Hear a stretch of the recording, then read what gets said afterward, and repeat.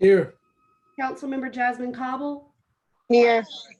Councilmember George Turner, Here. Councilmember Tammy Grimes. Here. Mayor, we have a quorum. Thank you, Madam Clerk. First thing I want to bring back to everybody's attention is the agreement for the housing authority, between the housing authority and the City of Stonecrest.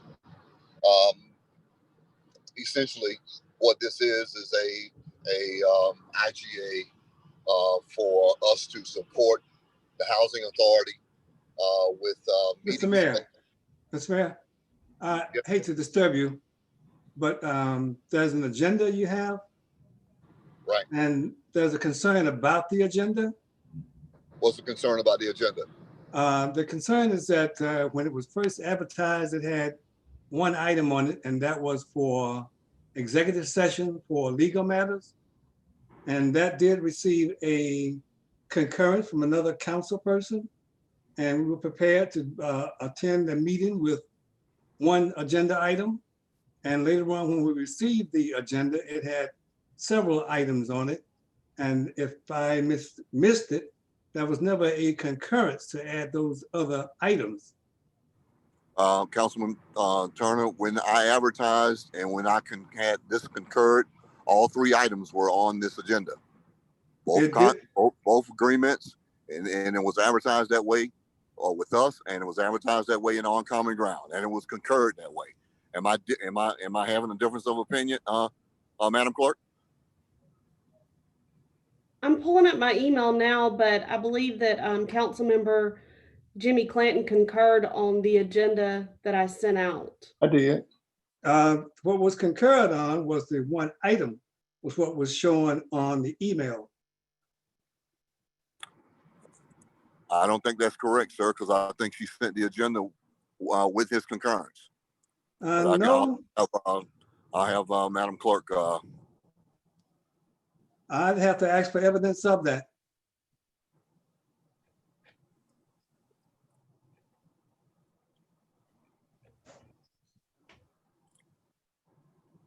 What do you need? Where's the evidence, the email, or whatever that came with it?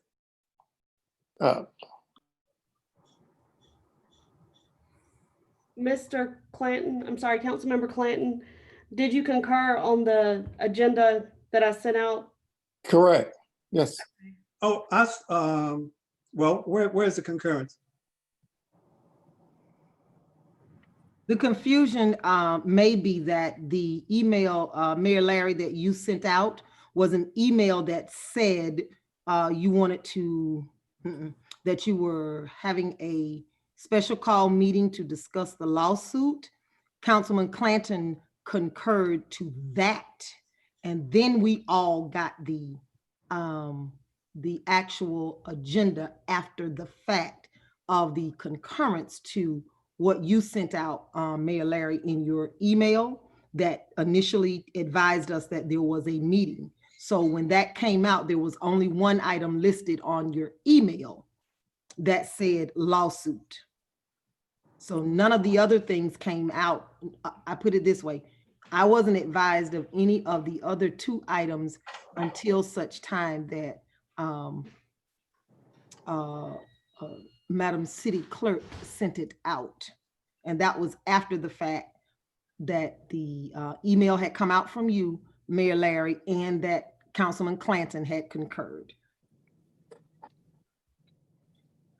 The reason I bring it up is that it will raise the issue of the sunshine law in terms of the way things are being done, and what we are doing could all be for naught.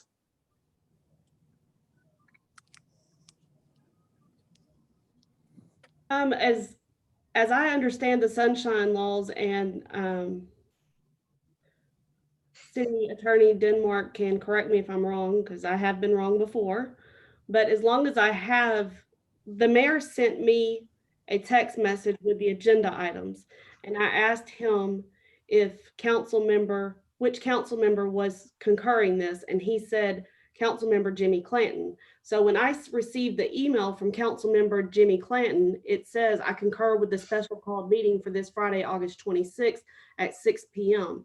At that point, I made the assumption that the other agenda items were made.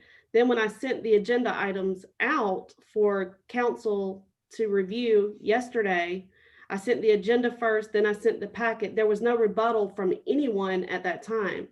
So my assumption still is we did advertise it correctly. There's no violation of open sunshine laws there. And Councilmember Clanton is not in disagreement that he concurred with that. So we have the mayor and a council member that are concurring, and the agenda was sent out in plenty of time. So Let me say this too City Clerk, also. I'm sorry, Councilman I'm sorry. Turner. City Clerk, if you'll go go on. to your email and 7:06 p.m. on August the 26th, what you received from Mayor Larry states, Megan, please advertise and post a special call meeting for this Friday, August, and it says August 26th, but this Friday, August 26th at 6 p.m. The agenda item will be the executive session for lawsuit at 11:55 a.m. Councilman Clanton says, which was the next day, I concur with special call meeting for this Friday, August 26th at 6 p.m. And then Megan, on yesterday, you sent out at 5:03 p.m. The mayor and city council of Stonecrest are having a special call meeting on August 28th. You corrected that time. And then the chain follows. And that's when, that was the first publication or revelation, city clerk, of the other two items. So the chain is there.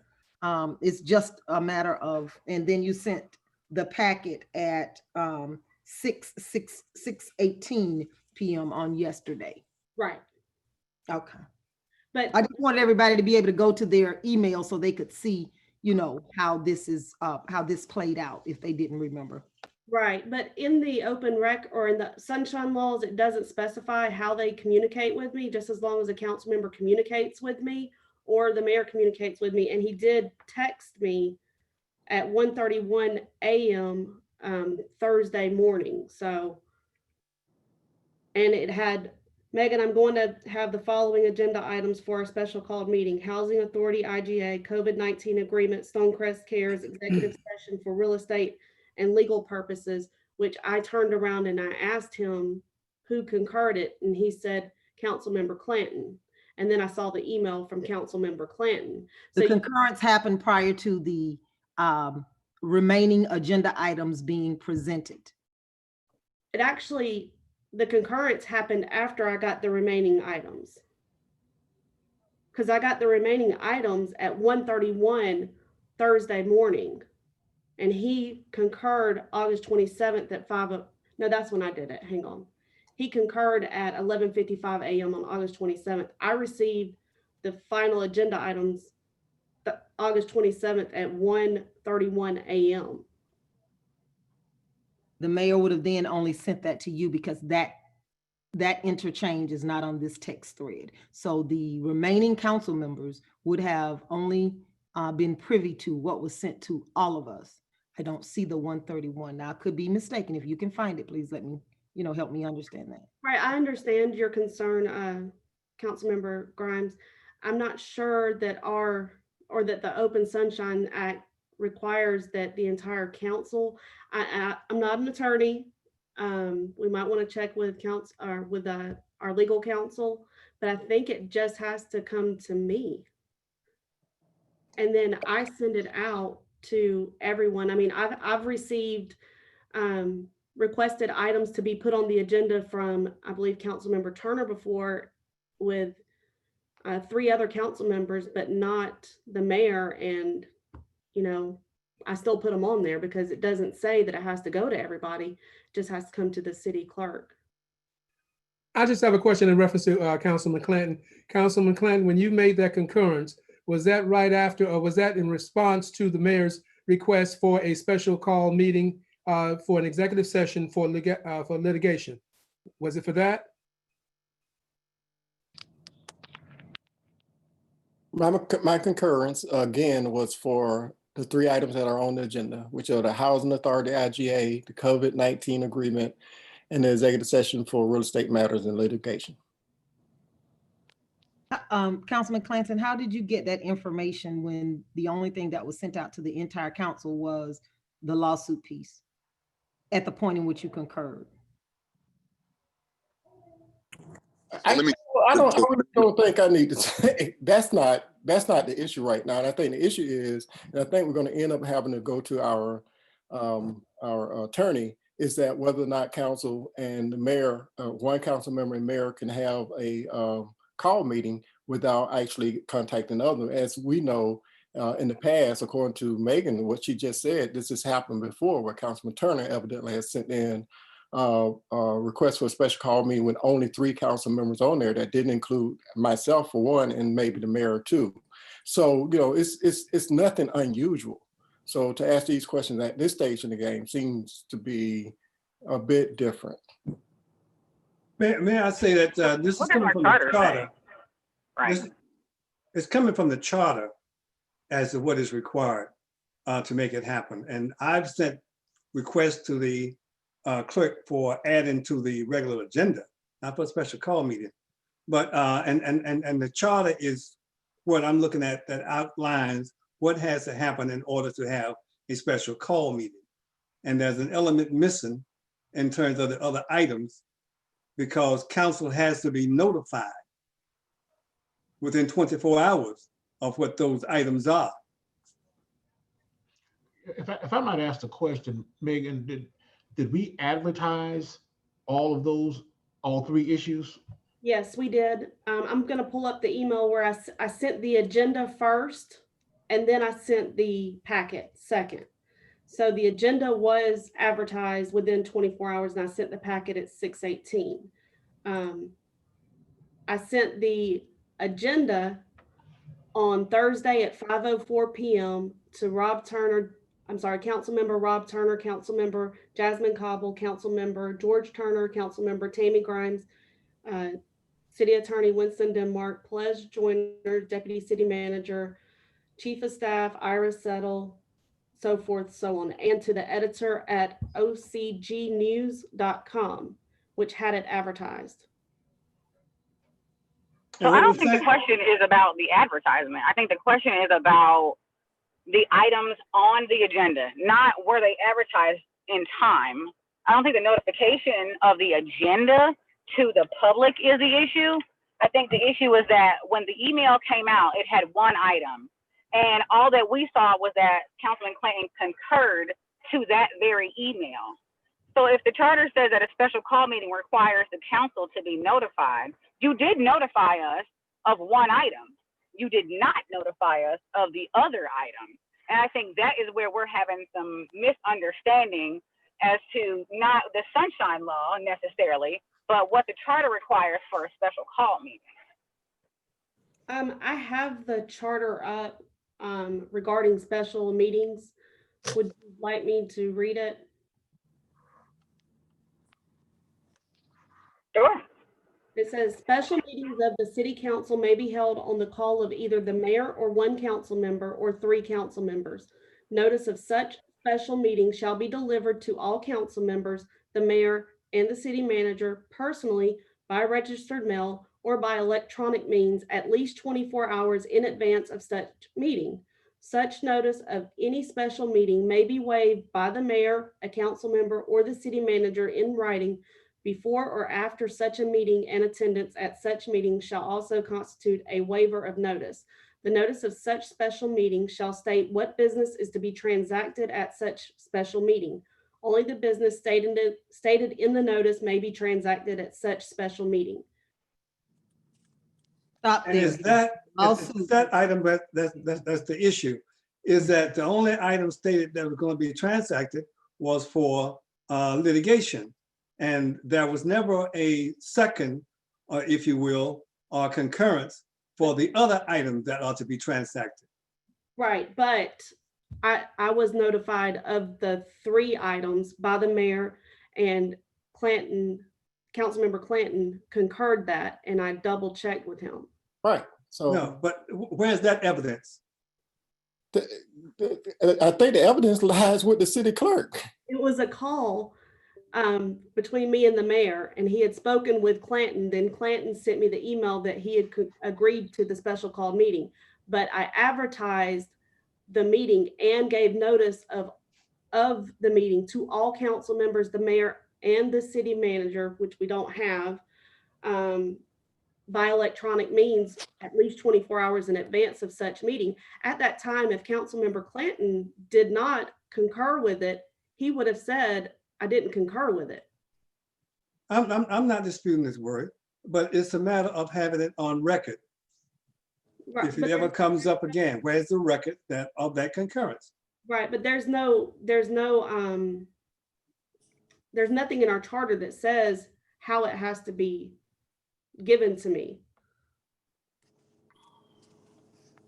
It just has, I mean, according to what it just says, it doesn't say that it has to be, as far as me giving it to you all, there's a record of how it has to be done. So what's on record now is one item and then the concurrence. So you're saying that the conversation that happened in between that, you can hold, that can be held up in court. Should someone challenge the items on the agenda, you're saying that the conversation, well, first said it was a text message, now you're saying it's conversation, but either way, what's on record is an email with one item and then an email response to that one item.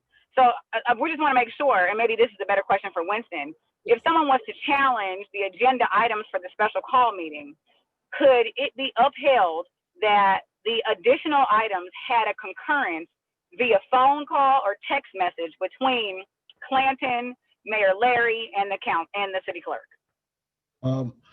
In section 209 of the charter, it talks about the notice, and it says that the notice has to be delivered within a certain time to the council members. Then it says that notice has to state the business that's going to be transacted. So I think the only fair reading of the charter is that the notice that everybody receives has to delineate the matters that will be discussed at the special meeting.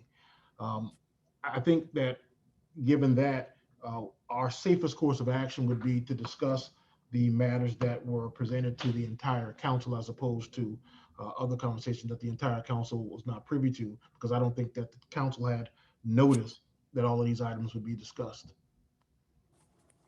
With that, I'm going to move that we go into executive session for litigation and just for litigation. That's fine. Second. Properly moved in second. District 1. Aye. District 2. Aye. District 3. Aye. District 4. Aye. District 5. Aye. Thank you. Mr. Bell,